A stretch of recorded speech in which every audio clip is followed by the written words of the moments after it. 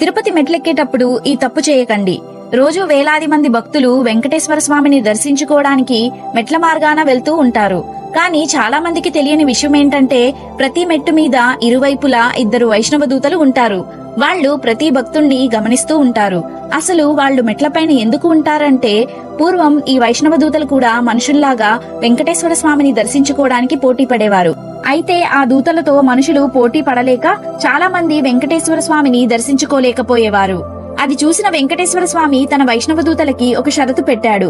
ఎవరైతే భక్తులు నా నామాన్ని నిష్కల్మషంగా మనస్ఫూర్తిగా స్మరించడం వింటారో ఆ వైష్ణవ దూత మాత్రమే నన్ను దర్శించుకోవాలి అని షరతు విధించాడు.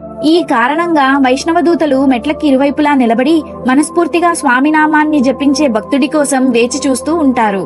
ఏ భక్తుడైతే మనస్ఫూర్తిగా నామాన్ని జపిస్తూ కొండెక్కుతాడో అతని చుట్టూ వందలాది మంది వైష్ణవ దూతలు వచ్చి ఆ భక్తుణ్ణి జాగ్రత్తగా కాపాడుతూ స్వామివారి దర్శనమయ్యే వరకు తనతోనే ఉండి ఆ భక్తుణ్ణి ఎటువంటి ఆటంకం రాకుండా చూసుకుని అతను కొండ దిగాక అంతా మంచే జరగాలని దీవించి పంపుతారు.